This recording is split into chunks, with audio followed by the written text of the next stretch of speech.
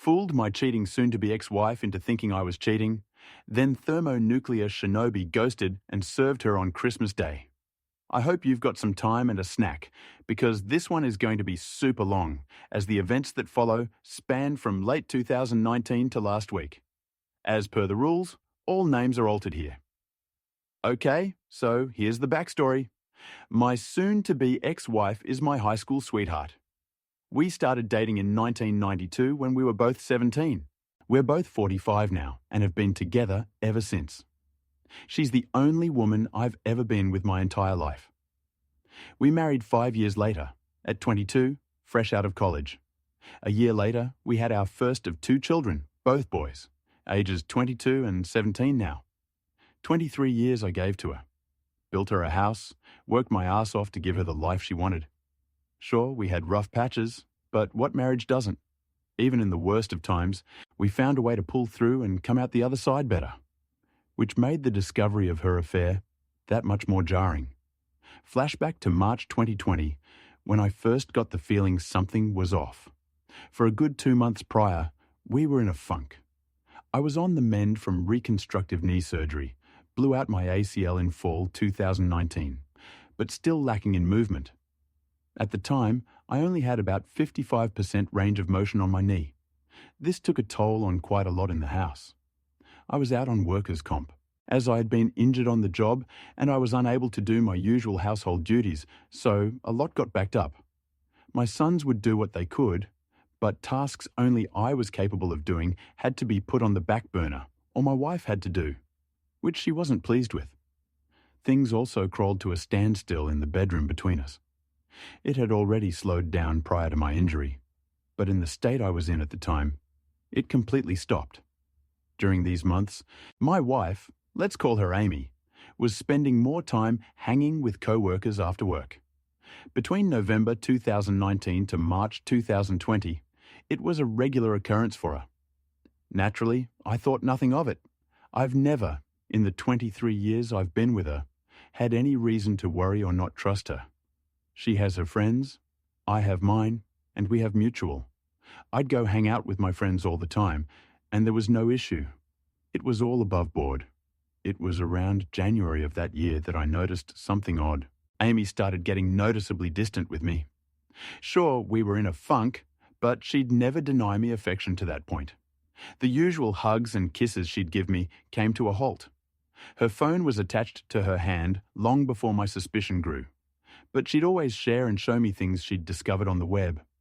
DIY ideas and recipes on Pinterest, memes, all kinds of stuff, but she was now being guarded about her phone. Even her interactions with me became more snippy, as if she couldn't be bothered. So we're now in March. COVID has arrived and New York City is locked down. Our chosen careers fall under the essential designation, so neither of us has to work from home.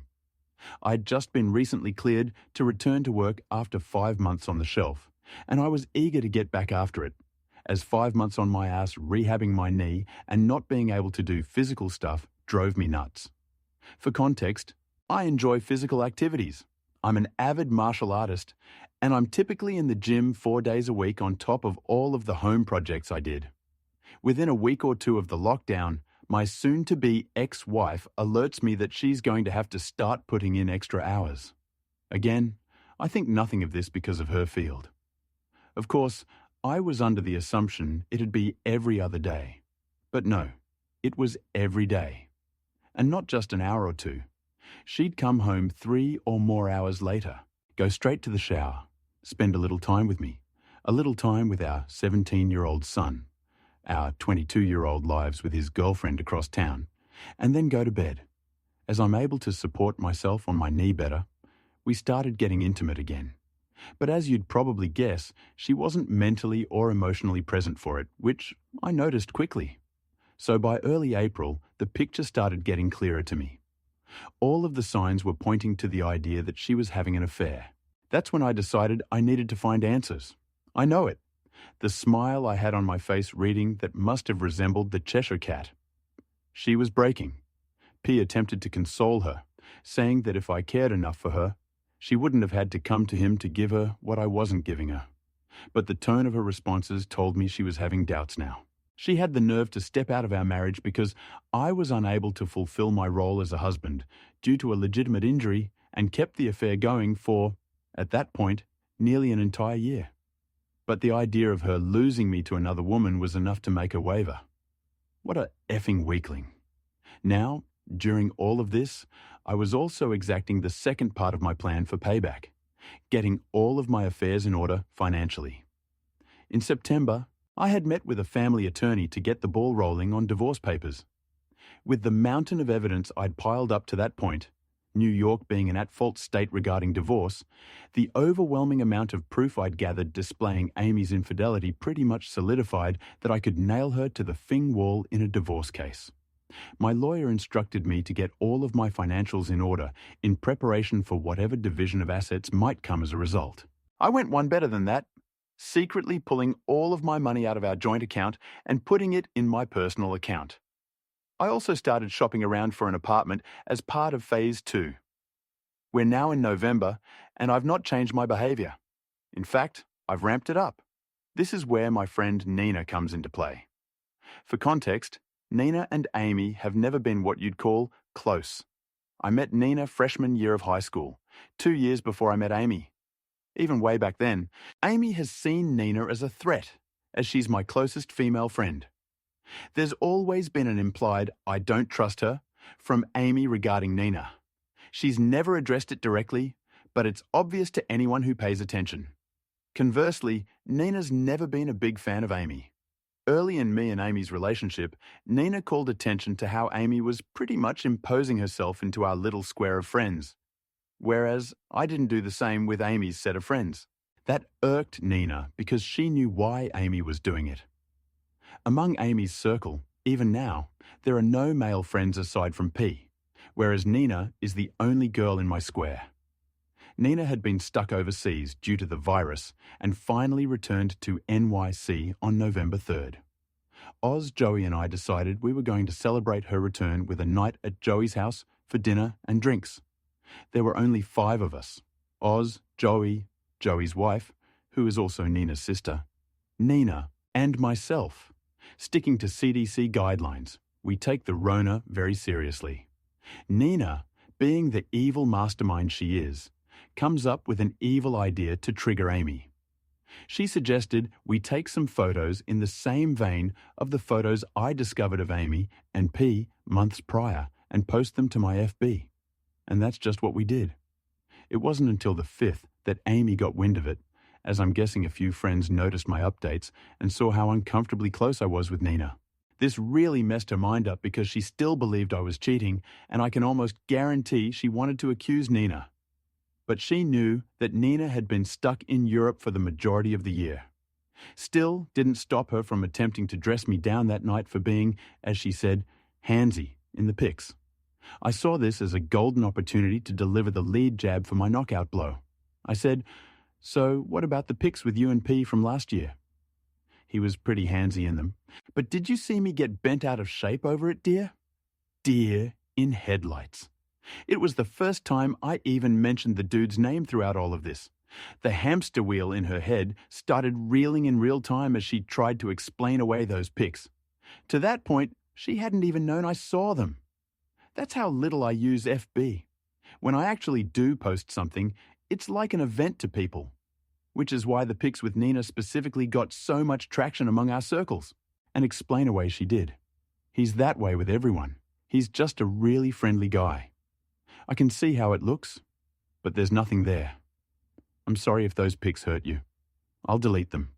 No, the pics aren't what hurt me. The year you've been effing the dude whilst lying to me that you're working extra hours and hanging with friends is what hurt me.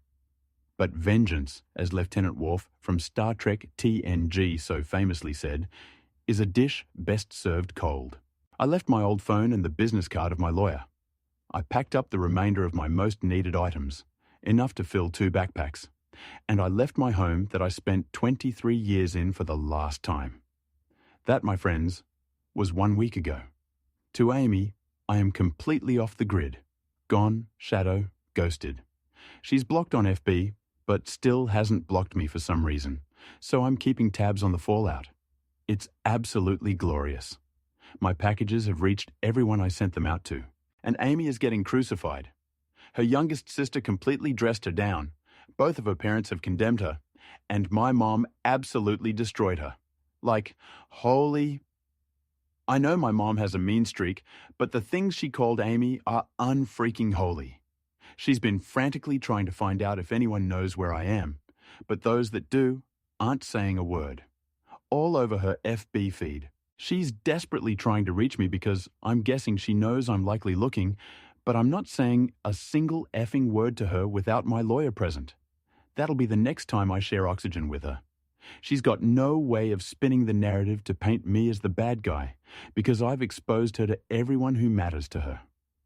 And from what a mutual friend who works in the same company as her told me, she and P are apparently being put on administrative leave as of tomorrow. So, yay, chances are she'll be going into 2021 unemployed. As for the final two binders, well, one has been turned over to my lawyer as my final bit of evidence for my impending divorce, and the last one I put in my storage unit to be burned in Joey's fire pit when the divorce is final. Do I feel guilty about this? No, not even in the slightest.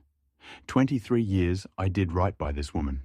I gave her the home she wanted, the family she wanted, the life I felt we both deserved. And I loved her unconditionally. Never have I faltered, never have I strayed, never have I even entertained the notion of breaking my vows. When an issue came up that I felt was affecting our marriage, I came to her and told her, and we sorted it out as best we could. She opted to find comfort in another man's bed, rather than come to me and say she was unhappy with our intimacy life at the time. She decided to step out with a young punk who gave her the tingles. So no, I have no sympathy for what I did or for her. She can burn in hell for all I care. The most I stand to lose is my house, a car, and maybe a couple $100 a month in alimony. But seeing as the divorce is filed under the statute of adultery in NYS, that might get waived with the insurmountable amount of evidence I've provided. As far as I'm concerned, she's dead to me, and I'm never looking back. Quick edit. NYS is not fully at fault, but under certain circumstances, a divorce can be filed at fault, which my lawyer has informed me my case falls under. I'll be meeting the soon-to-be ex-wife with her lawyer tomorrow. I'm guessing I'll just update here. Update. Fooled my cheating soon-to-be ex-wife into thinking I was cheating. Then thermonuclear shinobi ghosted and served her Christmas Day. Christmas Day was the first full day I spent in my new apartment. It's still a work in progress, as I have more stuff I want to get, but overall, I've made it my home since I'm going to be here for at least 2 years. My boys and the eldest's girlfriend came over and spent a good portion of the day with me. The GF brought over treats she'd made and also whipped up a really nice meal. I got to sit and talk with my sons in a way I hadn't done in a really long time, and it was nice. My big sis also came over with more goodies and hung out with us too. It had been the first time she'd seen her nephews in nearly a year. Having all of them around did me some real good. As if I were by myself, I think I would have just drank myself into a stupor. Everyone cleared out around 8ish, and I decided I wanted to go hang out with Joey and his wife Claudia. Hung out with them for a couple of hours, had a couple drinks, and then went back home. The next big development happened last week, December 29th, 2020. Around midday, I get a text from Nina asking if I was busy that night. I, of course, wasn't, so we agreed to meet up after I got off work. She shows up, and we go to a diner not far from where I work. Here in NYC, we're doing indoor dining at 25% capacity thanks to the Rona. But there's mostly no trouble getting seats because so many of us opt not to dine out as much these days. Regardless, after we're seated and order our food, Nina pretty much lays all of her cards on the table. And honestly, I knew this was coming. She basically confessed that she's liked me all the way back since we were teenagers, but never got the chance to tell me since Amy swooped in and scooped me up before she could. For context, I've known Nina longer than Amy, by 2 years. As I mentioned, she's been the fourth point of my social square of myself, Oz, and Joey. We were the social outcasts in high school. the raver kids who didn't fit into all of the other cliques. Back then, Nina had a weight problem and was diabetic. She was the heavy-set goth chick who was super cool but no guy would ever give a second glance at. But we always had chemistry. These days, Nina is a personal trainer and yoga instructor. She was the ugly duckling who grew into one hell of a beautiful swan, if I must say. Long story short, we decided that upon the finalization of my divorce, we're going to start seeing each other. And yeah, I slept with her that night. Took her back to my new pad, and we had a grand old time. Am I ashamed of sleeping with her? Hell no. Nina's been a better friend to me than Amy ever was. That's not saying Amy wasn't my best friend, but through the near quarter century I've known Nina, she's always supported me. Even so much as, I learned that day, willingly taking a step back from her own feelings to allow me to pursue and eventually start a life with Amy. That resonated with me on a level I didn't think it would. That kind of selflessness toward another person is the definition of real love. I could give a flying blank what happens to her. She could move P into our old home for all I care. I'll be getting my money for the house over the course of 2021, 4 quarterly installments, and aside from the $653 I will pay out directly to her savings account monthly, I never have to see or speak to her again. To all of the words of support, encouragement, and praise, I eternally thank you all.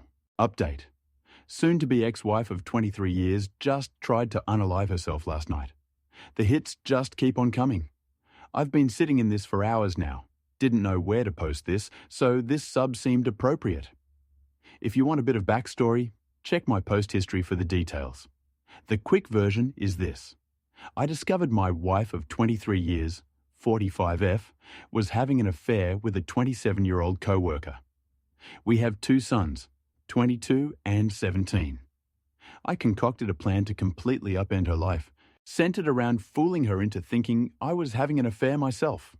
I kept the ruse going for over 4.5 months while compiling evidence of her infidelity, as well as securing divorce papers and planning my exit strategy, slowly moving my personal belongings from our home to a new apartment, getting a new phone and number, separating my half of our shared income from our joint account, etc. On December 16th, 2020, I gathered every bit of proof of her affair I'd compiled, printed it all out from start to that week, filed it all into 14 binders, packed 11 into gift-wrapped boxes, and mailed them all out to the most important people in her life, as well as her HR department, with an ETA between December 22nd to 24th, 2020. On Christmas Eve, while she slept, I took one of the remaining 3 binders and did the same. Only this one, I taped the divorce notice to the inside cover and left it on my side of the bed, which, mind you, she'd had her lover in a number of times, along with my old phone and my lawyer's business card, and shadow ghosted her. Over the next 4 days, her life completely imploded. Her family pretty much excommunicated her. Her friends, the ones who didn't know of the affair, ostracized her, and my own mother took her to task, calling her the most scathing and vile things you could possibly think of. She and her lover were also placed on administrative leave and eventually fired. Last week, we had our divorce hearing and settled on a legal separation into uncontested divorce, with a few provisions in place for transitional income since she's now unemployed. I'm to pay out the price for the utilities, $653 a month, until either she finds gainful employment or up to 1 year after the date of the divorce finalization, which is expected to be 3 months from now. She keeps the house, her car, and her half of the shared assets. I keep my half of the assets, my vehicles, car, motorcycle, and boat, and my vacation property, cabin in the Poconos. After the hearing, we had one final exchange where she tried to explain away her infidelity and begged me to give her a second chance after the divorce is finalized. I, of course, said no, gave her some choice words, and walked away from her forever. This brings us to last night, as only my closest friends, 2 sons, older sister, and mother have my new contact info, and I've completely blocked my soon-to-be ex-wife on all social outlets. She has had no means of reaching me since I left her Christmas Eve. but some of our mutual friends still do. Last night, I'm hanging out in my apartment and I get a voice call notification on Messenger from one of said friends, one of the few who hadn't abandoned her following me outing her affair. She didn't waste any time when I answered and said she had gone to check on Amy, the STBXW, and found her passed out in the bedroom, foaming at the mouth, with 2 empty bottles of pills next to her. She's in the ICU and critical but stable condition. The doctor said that she will likely pull through. She's clearly not going to be well after. She begged and pleaded for me to come. Her parents and 2 of her sisters were also there at the hospital. My guess is they were notified after the hospital attempted to notify me, but Amy would still have my old number as her emergency contact. I simply told her no. Amy is not my problem anymore, and she clearly decided she wanted to take the easy way out, rather than deal with the shame and agony of the 23-year marriage she blew up. I then told her friend that if Amy's family were there, they can help her sort out the pieces. But as far as Amy and I are concerned, there is no Amy and I anymore. I then ended the call. She was over the moon until she opened it. That's when she realized what it was and how much I had known. She literally went mad and hasn't set foot in our bedroom since.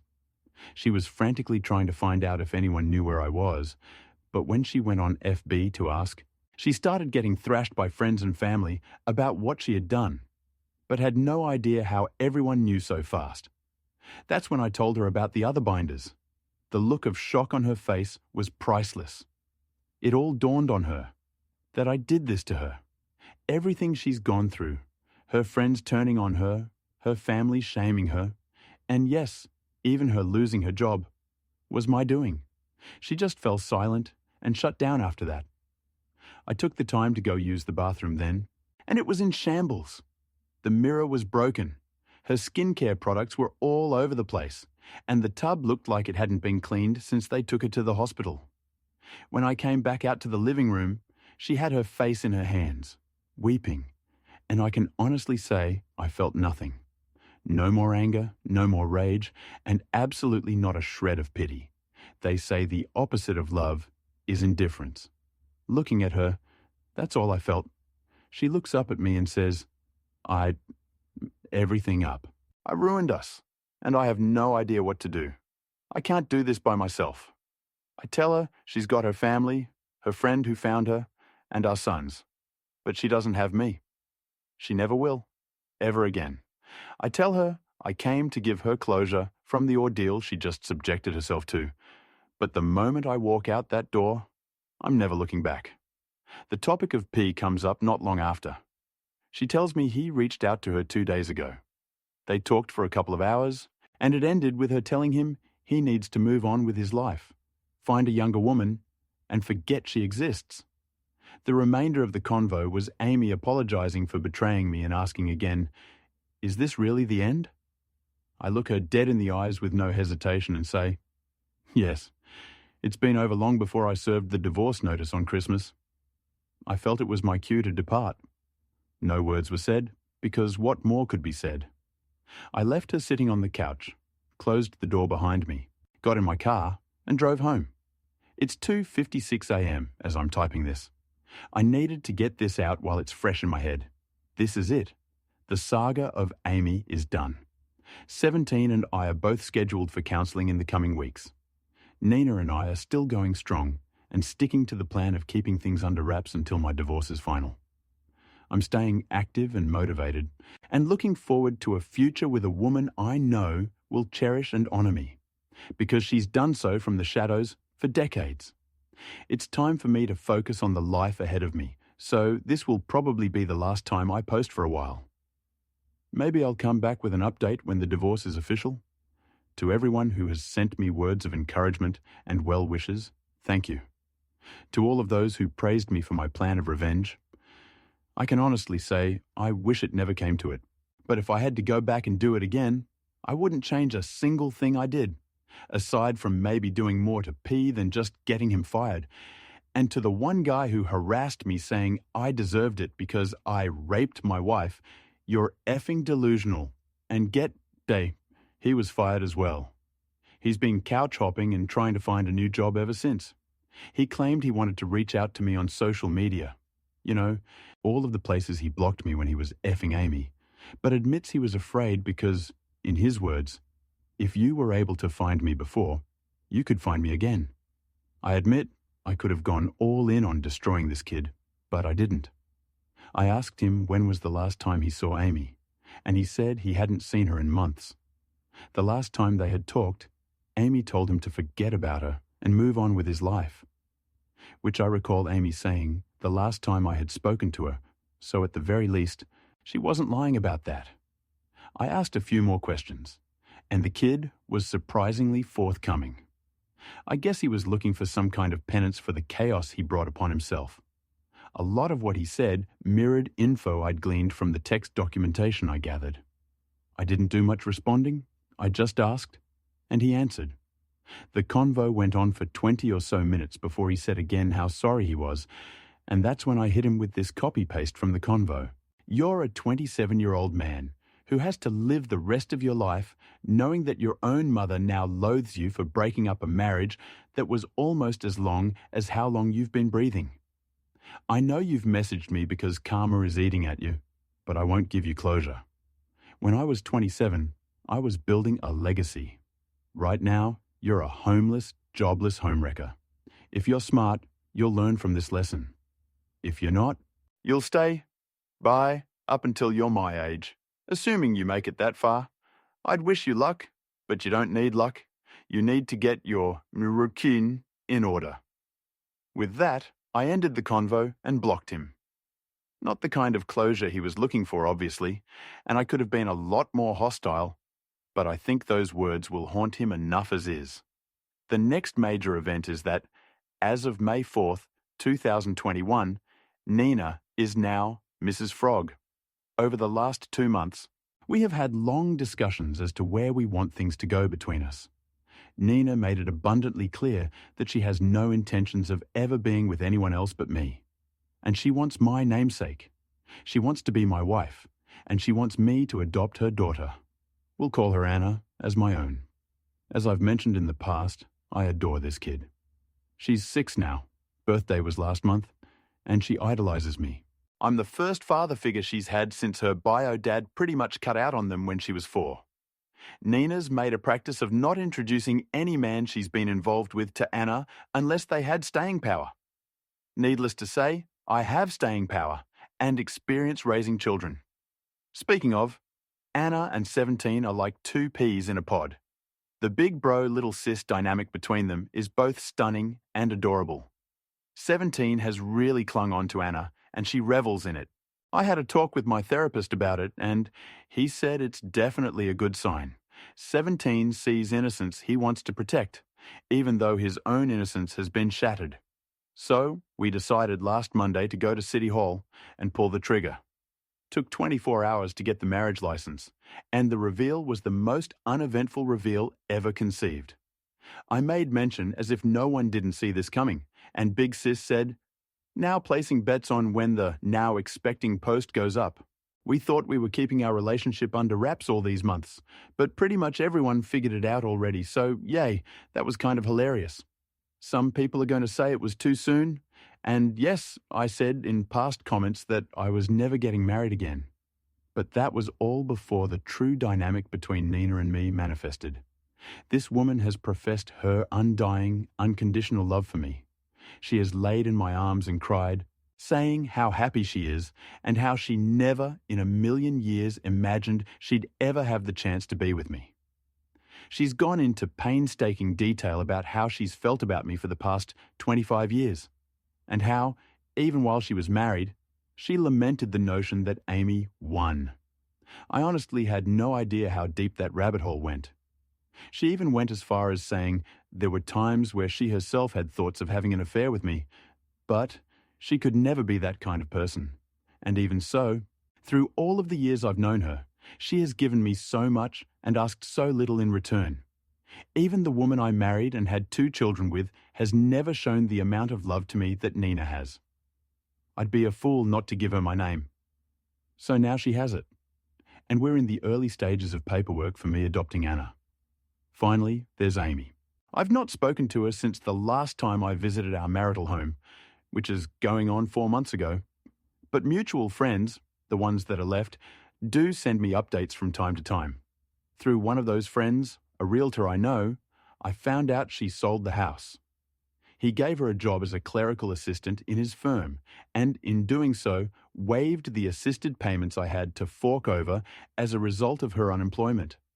She now lives in a small apartment close by his office, which he also helped set her up in. She's functioning, but a shell of the woman she was. She's barely gained weight and keeps to herself. She comes in, does her work, and doesn't socialize with anyone but him.